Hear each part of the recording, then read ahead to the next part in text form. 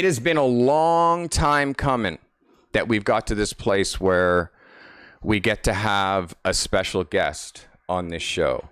But I have been watching photographer Cory VanderPloeg's photography since he was my assistant. In the beginning, I was helping him on all fronts. I was helping him on the technical front. I was loaning him gear. I was helping him on every front. And there came a point where Cory wings shot out of this guy's back, and he just, and I remember the shoot, and I said, Cory, this shoot is so next level that everything that you've shot before this shoot, throw it out the fucking window. This is your new bar. This is Cory VanderPloeg, this guy. And where Cory has gone over the last 13 years is absolutely fucking amazing. I told Cory in 2010 that he would shoot for Vogue magazine. Cory has shot for Vogue. I'm giving myself credit because I can spot talent, but all credit truly goes to Cory VanderPloeg. I'm going to show you his reel, and then we are going to bring on photographer Cory VanderPloeg. Ladies and gentlemen, this week's inspiration, photographer Cory VanderPloeg.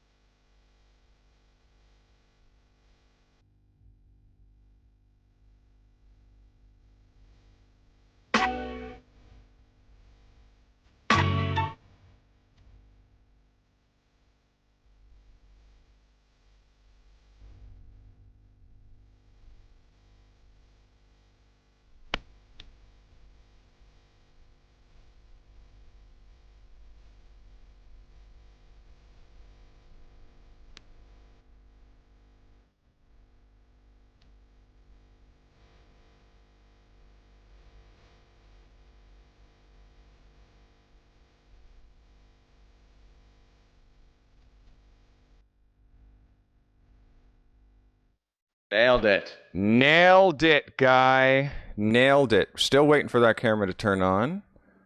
Just give me a sec here. No worries, buddy. No worries. How things going?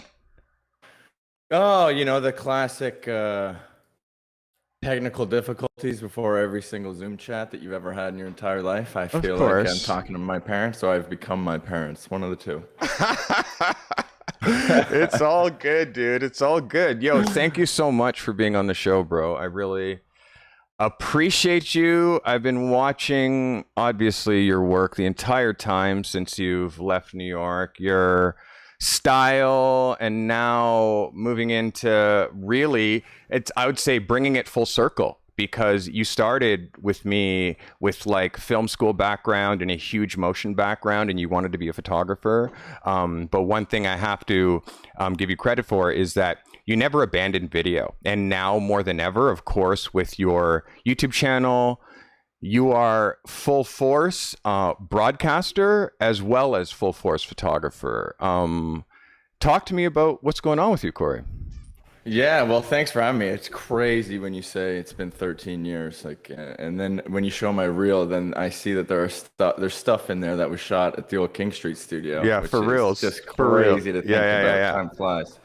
But yeah, never left the motion world, and in fact, even with plateau on right now. Now we're making documentary films. We just made one about sexual violence in the Congo that was in film festivals, pre-pandemic. Amazing. We shot another documentary about his archive, kind of his journey through power, and kind of he does a lot of lectures. So we took, his lecture and made that kind of the backbone to the documentary, and went through it, the journey through power, whether it's politicians, all the human rights stuff he did, all the celebrities, and that's being developed into a TV show right now, which is great.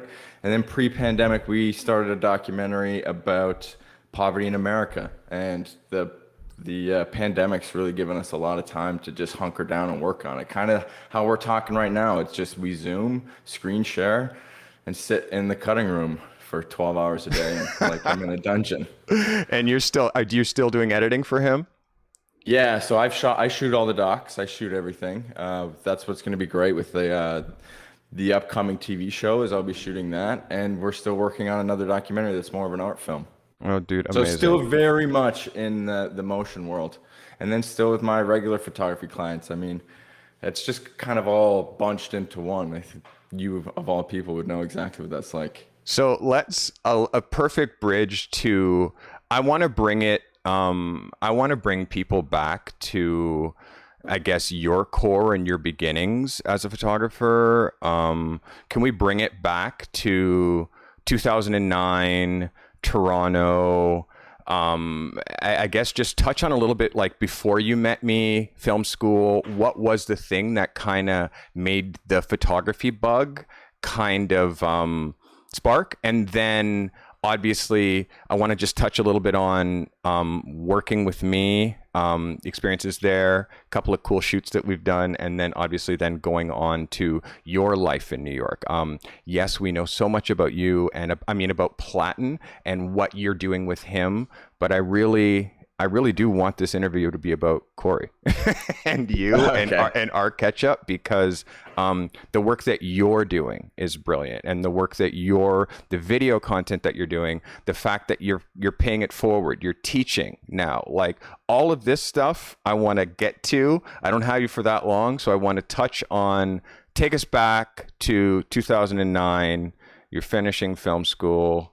You're thinking Yeah, about so photography. 2009, finishing film school. I mean, I used to ski professionally, and then that's why I was shooting so much. I got injured, and I started shooting skiing, and then because of that, I slipped into the filmmaking world. I used those short films that I made to get into college slash film school. I did a few years there. And then when I came out of it, I wanted to be on the film set. I wanted to work with the big movies. I wanted to be behind the camera. I wanted to be a DP. So right out of school, I got an internship at a place called PS Production Services, which is, I guess, the main place that you would get gear from if you Yeah, were shooting a rental major house. motion picture. Yeah, rental Yeah. house in Toronto for sure. And then from there, I joined a NABET, which is a local union, to be a grip. And I realized in those 3 years, I was working on the movies 50 Cent Get Rich or Die Trying, Max Payne, Scott Pilgrim versus the World, all those movies that were shot in Toronto. And I realized the youngest working DP, his name was Mike Jeffries at the time, was 43. And you were 20 I was at that 20, time? 21. And I'm like, I'm not going to be able to be a DP for 23 years. Yeah, it's harsh tokes right And then there. I remember in film school, they said, if you want to be behind the camera right away, you buy a Steadicam rig, and then you'll be hired because you own a Steadicam rig. But those things cost 100K, and what 20-year-old has 100K? Right. So I decided to take a side step where I would just shoot my own short films or shoot my own photos. But I realized I wanted to get into photography because I loved the polished visual snapness that photos had compared to video emotion. And when I started, I honestly Googled Toronto photographer, and you were the first person that came up on Google. There you which go, was dude. Mind-boggling. Top page status. Back then, Yeah, literally, top page. back then in 2009, you could Google Toronto photography and it would just be Steve Carty. Like I've been Yeah. on that SEO for a long time. Now I'm not so up there with the web page status, but continue. So Crazy. I messaged you, and I have a whole list of photographers that I'm trying to reach out, and you were the first one because you were the first one I hit. And in 5 minutes, you responded saying, "Send me an email with photos under 2 megabytes with your photos." And I sent those back, and you said, come in tomorrow. And I came in the next day. You had an amazing conversation with me. You absolutely melted my brain in terms of what it takes to be a photographer. I had no experience in being in a studio at all. And you blew my mind in that first conversation. So much so that I forgot my car was parked out front and it got towed. I don't know if you remember that. I totally remember that, dude. I mean, I remember it now, but yes, you actually, dude, literally, I was like, Cory, it's 4:00. Where's your car? He's like, dude, it's on King Street. I'm like, no, it's not. It's gone. And you looked at the window. You're like, yep, it's gone. And then you sat back down and fucking talked to me for 2 more hours. You're like, it's gone. Car's towed. Yeah. Let's just keep talking. And I was just like, you were so chill about your car being towed that I'm just like, wow, dude. Anyways, continue, dude. This is a great recap, dude. Amazing. And then from there, you said, come in tomorrow. And I honestly just think I started coming in every day for 2 years. Every day. Came in every day, and I didn't have a desk or anything. I worked out of this counter that I couldn't like put my knees together. So I would always sit kind of this way and twist my body. And then when I finally got a desk, I remember I would still sit in that twisted position because I just wasn't used to having like a proper desk. Listen. Wild, yeah. And then I remember one of the most important times was when you sat me down and said, you have to pay rent because you're using the studio more than anyone in here combined. But I was also just shoot. Also, we have to touch on like those like first early shoots where it was like, you remember, you'd show me and I'd be like, Cory, this, nah. And you'd be like, fuck. And you'd show me another one and I'd be like, Cory. Yeah. But then there was that shoot. And you remember? Yeah, I wedged that girl in the corner with the V flat to make you remember this cool little shadow. What was my reaction? And you actually sat down and told me what was good about it rather than just saying, no, try it again. No, try it again. And I remember that. I mean, you could feel it. Even when you look at a photo right now, anyone's photo, like there's usually a feeling you get in your stomach that's like, holy fuck, this is amazing. Or holy shit, I hate this because it's so good. It's one of those things. Yeah, and that feeling was there. And you were telling me that same thing. You said you can feel this one in your stomach. And then that sparked it off. That really gave me that tunnel vision. But before then, I was shooting blindfolded in the dark. Dartboard that I didn't know existed. And now that shoot kind of flicked the lights on and they pointed me in the direction of the dartboard. And now I had this kind of honed vision and it built from there. So can we talk about today's episode? I'm really getting into like rules, and it's a perfect transition because back then, the reason that I think your natural light skills, your non-distracting background. Because I always used to use your light, right? Everyone used your light, and that light broke. Someone broke it, and I still had all these shoots planned. So I just would set up either in the hallway where there was a ton of light, or in the window where there was a ton of light. And it makes you think it's less work, but I would put up V flats and black drops, and that's really how it happened. It's funny, it was not in my control. It's not like I was like, I'm just going to start shooting natural light. It's like you're given forced. These, you're confined into some sort of space. You're using your disadvantage to an advantage, and then I just love the look of it. And then you just build from there. It's really trial and error, failing and learning from that failure, because you don't really know what a failure is until you see how that contours into the rest of your life. Honestly. So up and around that time, 2010, 2011, started an agency called Herman and Audrey, which it was essentially, we had a rep who would be repping us, and it was Cory, myself, Javier, and Jelani. It was essentially my three past assistants and me. And Cory, you at that time, I feel like that's when like commercial success started happening. It was like you were doing shit for Maybelline, you were doing stuff for like Mosaic, you had like motion clients, you had still photography clients, and I think you were shooting models, you were testing models, but this natural light moving around, you would move to find the light. You would put flats in the middle of King Street if that's where the light was. That's the thing that you were really like, you were doing Avedon. You were doing a little bit of me with the black, but you spun it and turned it into this whole different thing that was you. And it happened right before my very eyes, which was something Yeah. that for me, do you remember the day I said you were going to shoot for Vogue?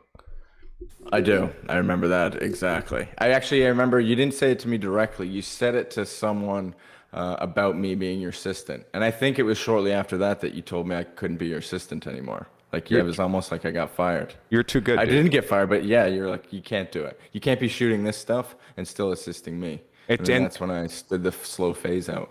But you understand, it was the reason. It was about perception, right? And that was the beginning of me trying to be like, okay, dude, you're so fucking talented. You have models coming here for you.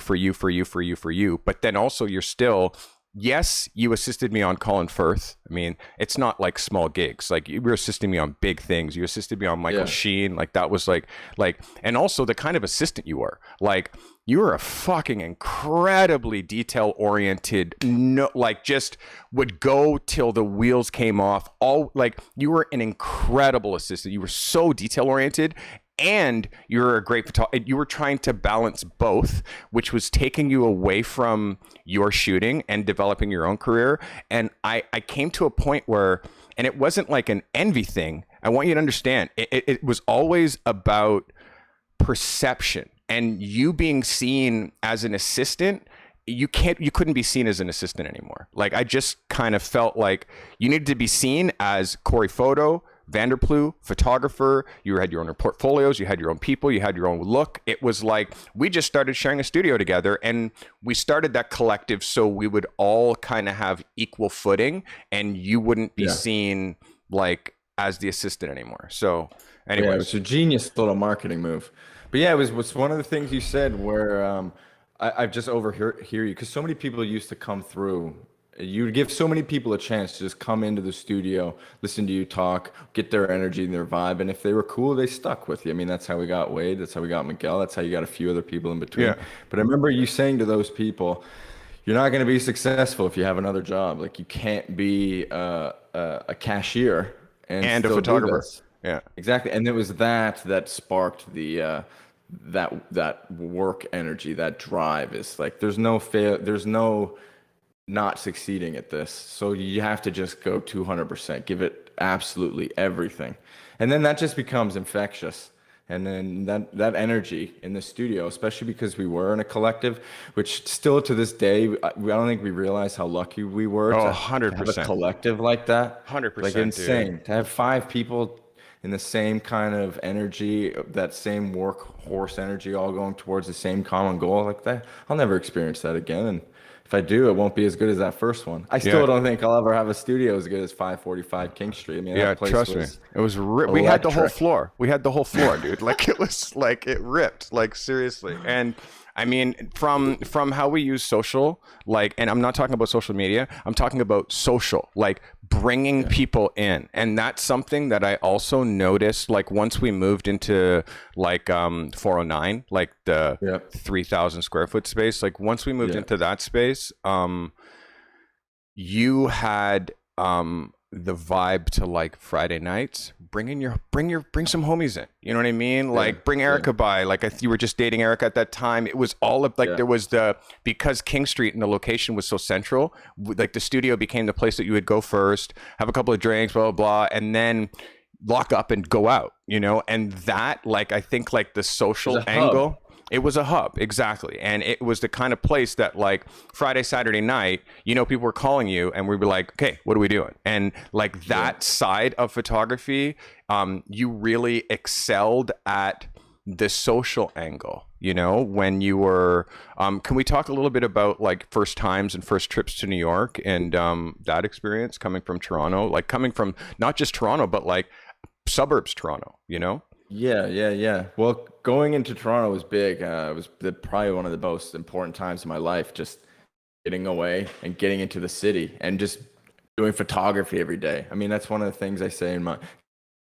So you just have to be doing it every day. It doesn't matter if...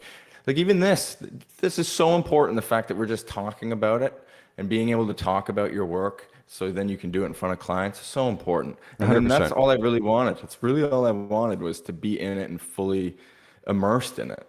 And then being able to go to Toronto every day and work with creatives every day and have these insane photographers so far above my level new follower help to me the Cardi critique crew. Let's my fucking work, go. or let me know what I'm doing wrong, or toss me some cash because I could assist them. Like, oh, it's all mind-blowing stuff. And then once I really found my feet and started to move on my own, I started to realize that Toronto can be a little fickle in terms of getting work. Like Yeah. the amount of times I would show my work in Toronto, and people would say, "Cool, yep, whatever." But then I'll go to Chicago, show my book, and I'll get work. I'll go to New York and show my book and get work. I never understood. And the biggest paying jobs I've gotten in Toronto have all been after I moved away. 100%. Doesn't make any sense to me. Yeah. It makes no sense. Can't be a Toronto's so prophet. weird like that. Can't be a prophet in your own land. Toronto, it's weird. Like Toronto, I had success here when I moved to Miami. Like after I left, moved to Miami, came back, popular guy. I have palm trees in my portfolio. You know what I mean? It's like went to New York. Yeah. Shot this, rappers, blah, blah, blah, blah. Came back. Okay. Like, it's a weird city that way, but it's changing because now it's Hollywood North. Now it's like it's really an Hollywood established hub for like people all over the place kind of flying here for productions. I just flew to Winnipeg to shoot a new show called The Porter, which is airing on CBC and BET. Super cool. American show, co-produced with CBC, filmed in Canada, but filmed in Winnipeg, but then airing in America, and they're making it look like it's different now. Yeah, you know what I there's mean? not too many good Canadian television shows. I mean, you got Schitt's Creek, and that's it. Well, but again, it's like now there's American productions that are spending American money in Canada. Yeah. And the quality of productions up here is great, but I mean, that's what I was just talking about when I was in the union. I got that small taste of all those Hollywood movies coming in here, and I thought that was great. But I mean, it was such intense labor, and I wasn't really learning anything. And then all these people I would work with are 30s and just had a kid, and now they're stuck being a grip for the rest of their life. Talk to me about when you actually decide, like, what were the things that made it so you knew you could move to New York? Like, that's a huge move. Well, like leaving. It was. So what? I mean, what happened? What was the circumstance? Like, it all comes down to, like you just said, of how we were having these social hubs and these little parties in the studio. One of the friends who came through there, his name was Guillaume, and he ran a clothing line, and he asked me if I wanted to shoot it in New York. Go down, shoot with a couple of designers from New York, and then just drive back. And when I was down there, I was at a bar. Most of my career accolades and career paths have led through the consumption of alcohol in some way. But I was at a bar, and I met a girl who worked for a photographer, and she asked me what I did. I said I'm a photographer, and I asked her what she did. She said she reps one photographer and works for one. I was like, only one? Because I'm in this collective. I assume, how do you only do one? And I found out it was through Platon. And I remember when I was assisting you, you always told me about Platon. That's where you cemented the visual signature idea into someone's brain, because people don't even know who Platon is, but you see his photo, you'd be like, I've seen these photos before. 100%. It's such a strong thing. So I met her, and she asked if I wanted to edit some videos for him, and I said sure. I lost her contact because she just wrote it in her phone incorrectly, and then I reached out to another Gabby Sirkin, what was her name, and there's another Gabby Sirkin in the photography industry. Oh my god! I emailed the wrong one, and she gave me her info. So I reached out. She gave you the real one's info. Yeah, she goes, I get this all the time. This is actually her real contact info. Amazing. So then I reach out to her, and she says, "Do you want to do some video editing work?" Because she looked at my website. Yeah, and I go in. I didn't tell her I was Canadian. She never knew I was Canadian. So I bust in, showed her some work, cut some simple things for her based on a video he was doing with Neil Armstrong about the moon. And then I did that 2 or 3 times. I would bus back home, bus into New York at 6 a.m., sleep in Central Park till 10 a.m., and then go to his studio. And I did that enough where he started to like the work I was doing, and he saw my work ethic and my ability to just be right there. And he said, "Do you want to assist me full time?" And I remember when I was working for you and still at Herman and Audrey and even on King Street, I would always save my tears, my tear sheets. It's all I cared about was getting a Tears. book of Yeah. tear sheets. Yeah. And then I had my package ready to go to just send to his lawyer, just like that. In less than 2 weeks, I had that prepared. And then I moved to New York, just like that, just on a whim. And I wanted to know how to run a photography business at the highest possible level. I wanted to know what that entailed, because at this time, he shot every living president. He's done 30 covers of Time magazine. I mean, his list of accolades is insane. He just won the Portrait of the Year for his Putin image. Like this, it was insane. Plus, everyone knows who this guy is. My mind was blown. It makes me think we live in a simulation. The fact that you're saying you should check out Platon's work, and then great. 2 minutes, and then you're in a bar I'm in New York, and I'm assisting this guy. Like, what is this? Yeah. But again, it's all about skill and luck. It's all about being there. If I wasn't as prepared and ready for that, to collect all my tears and be ready to leap at that juncture, I mean, that opportunity could have been gone, and who knows what I'd be doing now. You'd be making films, and you'd still be making photographs, and you'd still be a photographer, and it would be another opportunity, Cory. Like, I mean, you've always been the kind of guy that, the way that I try to describe to young shooters, and you can tell me your take on this, you need to be both a shark and a dolphin. Yeah. Dolphins are super fun to play with. They got smiles. They kind of dance for you, and they're kind of amusing and entertaining. But a shark smells blood in the water, is hyper focused, and knows how to attack, finish the project, and swim away happy. So there's sort of like, you have always maintained this like dolphin person, like you. And again, I sort of talked a little bit about you before you came on. Like I've never met a dude that it's so even. Like in your older age, I mean, you're 35. I have no idea how old you are right now. So in your older age, 35 2 days ago. There you go. Happy birthday, buddy. Happy birthday to Cory. There you go. There you go. But imagine at 35, you have like a different core than at like 19 or 100%. Fucking 21 or whatever the fuck when I met you. But the thing that you've maintained is like this lightness about you, and like good vibes. Like you're just you and I want to talk just a little bit about, because I've watched a couple of your videos, and you've touched on energy and feeding on the energy of the room. And in fact, I mean, I hope that you saw that when you were assisting me, is just you actually create the 100%. Energy and then you capture it. You create the energy and then you capture it. So I've never seen you really like get pissed off, you know, like it's almost like you go from like light to like neutral and then back to light. But I've never seen you like, I mean, yes, because, you know, you and I know each, like families, more personal stuff, your parent, like I know more stuff about you. So yes, there is like that undertone of like worry and that, like, but I've never seen any of that stuff really come to the surface. Like you really seem to maintain this like even. How do you do that, Cory? Oh, 100%. I mean, I try to tell people this all the time, not to get too hokey, but it's 100% meditation. There's every successful person on this planet, if they're a leader, what they do, they all meditate. If you can't control your thoughts, then you can't control anything. And that's probably the biggest thing for me. And it allows you to take a breath. I mean, whenever I would do a monster screw up in anything, just go take a walk around the block. Take a deep breath, take a few breaths, and then come back and visit it. Never react in the moment. And again, like you said, energy is so, especially on set, energy is so fragile. You can say one word or just go, ugh! Like even just that is so toxic and so receptive to everyone else, whether they like it or not.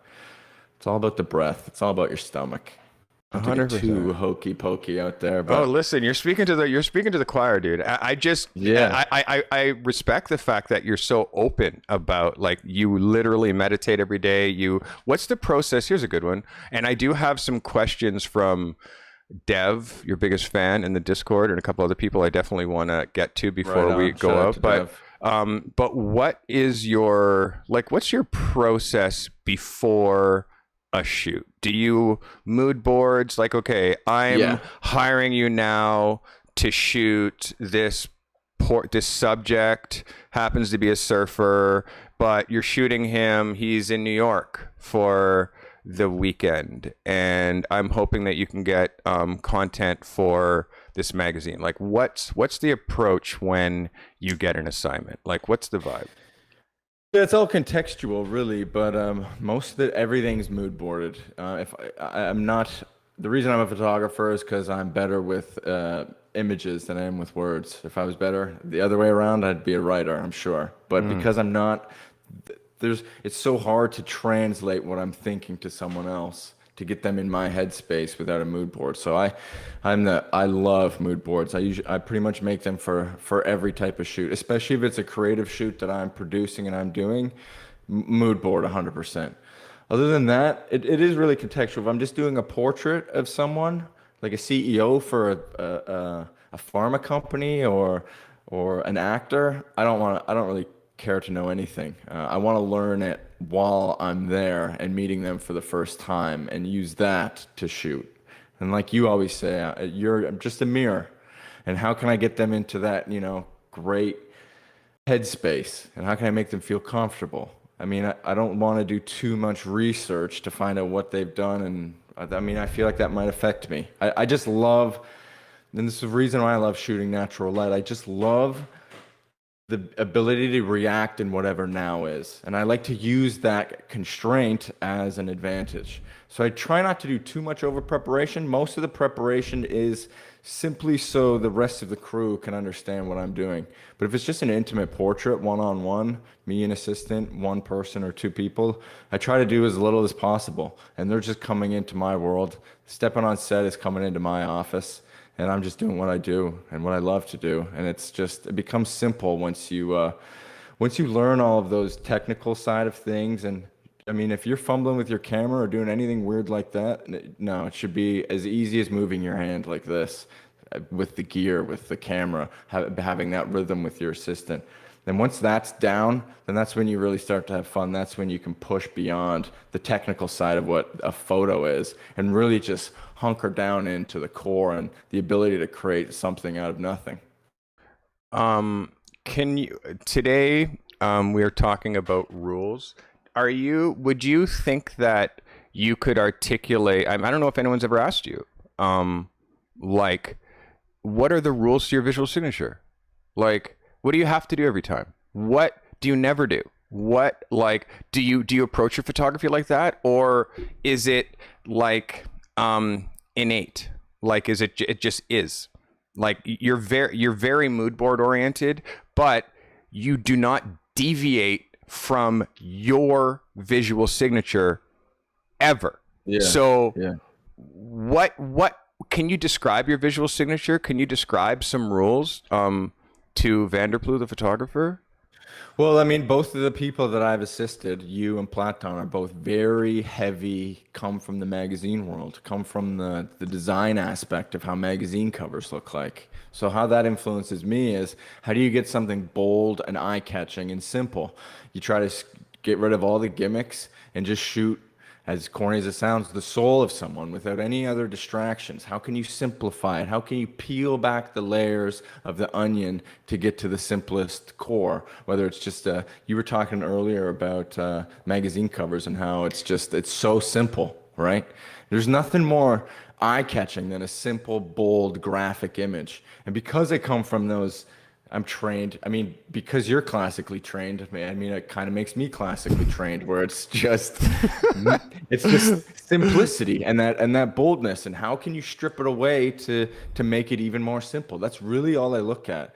I mean, capturing the on set is all about simple, empowering portraiture that can turn people into icons. And I'm not really thinking other than anything other than that. When I shoot people, I genuinely tell them, I'm going to make you look better than you've ever looked in your entire life. And I do honestly mean that. And I believe that.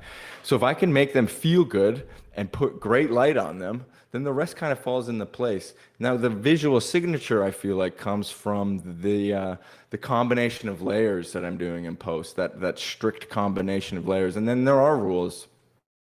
with the symmetry. Everything has to be symmetrical. You stick to either a close up, a medium, or a full length. There's really no other crop in between that.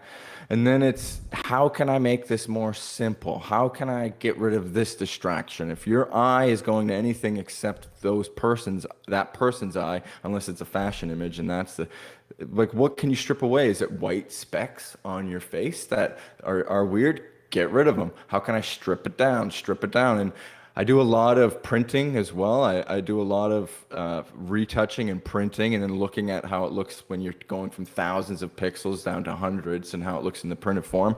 And those little kind of distractions leap right off the page. You'll see things on that printed image that you won't see on your digital screen. And those are the things that I love. I love that process of the post-production. And I know I share a lot of tips and whatnot, and how I get that look and what I do in post-production, but there's a lot missing. There's a lot of things that you don't really get. Like, you haven't seen that I do printed work, or you don't see that I'm spending 4 hours on just skin. You think I'm just doing it in 20 minutes. No, there's so many things you can do. And yeah, I do stick to a certain set of rules, but rules that I've never even listed or written down. It's not like Fight Club or anything. It's just like I was on set with Marina Abramovich, the performance artist, and she was asked what makes an artist, and she said, your stomach. Everything's in the stomach. And that's really all it is what does your gut say? And go with that. And don't be afraid to try something weird and just listen to your stomach and listen to what you like and what you don't like. It's cool to imitate people. I mean, I ripped you off for a good 6 months before I found out what the hell I was doing.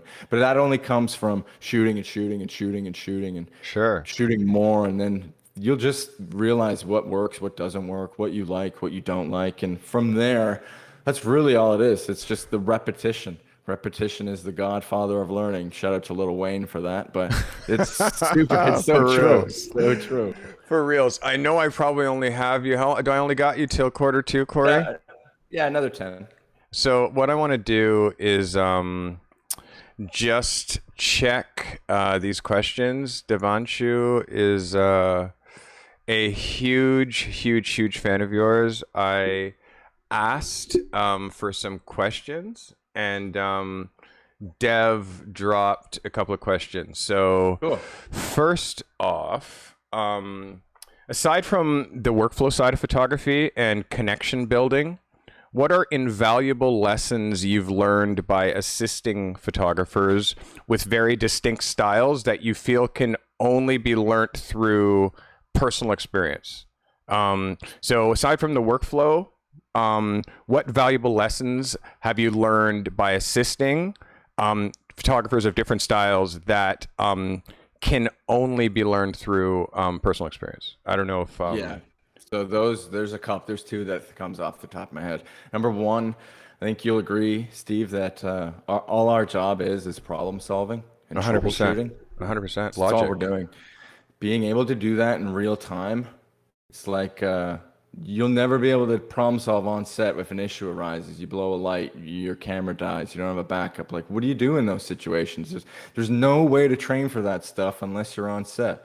And like, take Platon, for example. His setup is so easy. It's one light on white and he's just shooting. But when it's a president or when it's a high level celebrity, the stress and the pressure is compounded immensely. So something that is so simple, instantly, if the flash doesn't work, instantly becomes a monster issue. So being able to figure out how to be prepared for anything that can possibly go wrong, you have to have like a military mindset for that kind of thing. And that's another thing you never get unless you practice.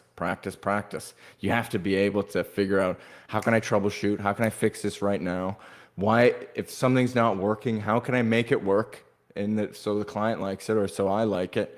Those are things that you have to think on the top of your head. And if you get choked up or you only have someone for 10 minutes, or like Platon, for example, famously Chavez for 30 seconds. He only got 2 frames. If his fucking sync core didn't work, he lost that image forever. So that Mhm. pressure is so compounded, and just how can you fix that? Another one is talking on set and talking to clients or talking to your subject or being able to talk to a stylist or a makeup artist. How can you communicate that idea? How can you be the lubrication in the group so everything meshes well? I mean, you could be the most talented photographer ever, but if you can't talk to people or run a crew or run a group, then it's not going to be a good set. It's not going to run smoothly, and those are things that you would just never get unless you're shooting with people. That's why early in my career, when I was testing models, I would do it with a stylist, a makeup artist. I'd get the full crew experience, and then I remember. Steve, you always said famously, it's like a photo shoot's like wheels of a car. So each person is a wheel. You get the photographer, the stylist, the model, the makeup artist. Those all have to run in conjunction. Granted, The if same one really speed. sucks, yeah, if one really sucks, the car's still gonna move, but it's not gonna move well. It's gonna And pull how one can you? direction. Yeah, it's gonna pull one direction. It's not gonna run. Yeah, exactly. And how can you? The only way you can get good at those kind of things is being on set and being around and practicing running crews. And also with you, I think we talked about that same metaphor where um, you're allowed to be the newest one on set, but work with three other wheels that are fucking fully moving. Like you be Yeah, the new one because they're gonna pull you. Because they're not going to let this shit derail because the photographer's new. They're going to bring you yeah, up to speed and pull you forward. Working with people like Didali, like yeah, really, really high-end styling and makeup artists, like almost like in your first months of business in your first like early in your photo shoot. So there was two things, like if you're new, be the only one that's new. If you're bringing in a new makeup artist, everybody has to be focused to make sure that that wheel is moving at the same velocity, and that person who yeah, has the least amount of experience is the most educated and most up to speed as to what's happening. Most thing that you'll also notice, the person who's the newest person on set isn't used to the pace. I'm yeah. sure you've dealt with a new assistant or you're working on a new assistant the first time, and it's like no one's used to the pace of a photo shoot until you're in it. And yeah, dude, I'm Couldn't gonna see agree if more. let me see if I can get to another one of Dev's questions. But Oh, your technical skills and your can we just touch a little bit about how important like your technical because I'm your technical ability is so vast, but the way that you shoot appears as if it's so simple. Can you yeah. talk about that for a bit? Great illusion. Dude, it's all about I mean, illusion. it's you talk to any makeup artist and you say, I want a no makeup look. They all go, oh, because it's hard. It's really hard to do. And then that's just working with you and working with Platon to really understand the fundamentals and to strip everything down. It's just, it's something that it is hard to explain. But once you realize what the distractions are, what the things are that take your eye away from it, you'll learn to get rid of those things. Whether it is something distracting in the background, a coinciding point with the edge of your frame, something leading on behind you that's going kind of through where the eye line is, you're going to start to see that, and it's just going to become second nature. But yeah, to really simplify images, it helps because I did start mimicking you. I did see how Platon did his workflow and knowing how I would have honestly never been to get to where at my level if I hadn't assisted you guys. Seeing a pro that's been doing it for 20 years and immediately you're understanding how they do it. I mean, that is such a how lucky I am to be able to assist you, both of you guys, and the fact that you just took a chance on a random email that came in. If I don't, I always think you should have three people in your life, and I learned this from you: is you should always have someone way better than you that you can learn from, a mentor. You should have someone that's as good as you that you can bounce your ideas off of, and you should have someone below you that you can teach and train. And if you don't have those three people, I mean, you're not going to excel as fast as you would otherwise. You need No, to be able to share ideas with three groups of people. 100%, Corey. That's super, super well said, bro. I know that We only have you for a couple more minutes. Is there Ask you a any couple more. is there any like what advice would you give somebody who wants to start photography today? 2021, COVID, restrictions, like what advice would you give to my BTP crew who are trying to be the next generation of photographers right now? Like what advice would you give? You're not shooting enough. Shoot more. And you just want to start shooting, and shoot your friends, shoot your family, shoot your spouse, shoot anyone you know. And if you say, I don't have any friends, then Shoot look yourself. at Eleanor Hardwick's work. She shot self-portraits. I remember her, maybe she's probably 26 now, but she was like 16, 15 at the time, shooting these Yeah. absolute surreal portraiture. Just, you got to have fun. You got to mess around. You'll never know where to take your work unless you fail, unless you shoot something and go, well, this didn't work. Why didn't it work? Okay, let's try it again. Oh, well, this worked this time. Why it didn't? And this kind of didn't work. Okay, do it again. You have to keep shooting. And if you want to start today, try and take some portraits. Try to figure out how to simplify the light. Watch my YouTube videos. Plug. Keep watching your favorite photographers talk about their work. I mean, and one of the most important pieces I've ever learned is to know your history. Know who did it well before you. Know why they did it well. Know why were successful, and study it. If you don't have, even if you don't have a camera, you can study photography. You can pick up a book by Martin Harrison. You can look at any photo books. You can Google famous photographers and see who you steer towards. But the most important thing is you got to be shooting. And no one in this chat is shooting enough. I mean, I'm not doing it enough. I know you're not doing it enough. We can all do it more. I mean, if you can try and shoot every day, you're going to see your work just explode in terms of the level. Cory, yo, thank you so much, man, for taking your afternoon and taking the time to chat with us. Everybody, Cory VanderPloeg, my pleasure. definitely, I really appreciate you, dude. Cory has an amazing YouTube channel, which we've posted in chat. Also, CoryVanderPloeg.com is his website. Cory shot for goddamn Vogue. I hope you're happy, Dev. We did this just for you. Not just for you. I'm just being facetious. But Cory, please give Erica a hug. Send her my love. We're watching work, dude, and I'd love to bring you back in a few months, dude, and catch up. Catch up with you. I'm working on a couple of personal projects over the winter. I'm sure you're working on obviously these docs, and as that happens, whenever there's anything that you guys want to update us on or want me to talk about, I'd love to chat with you again, dude. Amazing. I can't wait to come back on here. I really enjoyed this, and it was great chatting with you. I always have time for you, and I always have time to talk photography. I appreciate you, Cory. Thank you so much for calling in, dude. Have a great afternoon, man. Thanks so much. Brother. Take it easy, Cory. Cheers. Thanks so much. Yo, guys, that was Cory VanderPloeg.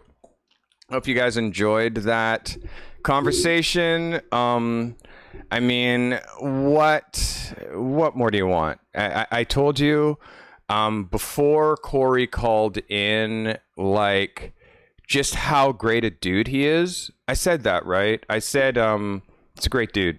And the reason that he's been so successful as a picture maker is his strong technical ability, his desire, and his push. Like, you see how on fire this guy is. He's been doing this for 13 years. He still hits it with the same enthusiasm as he did when he was 19 years old. So the enthusiasm, the vibes, the energy, you hear him talk about meditation.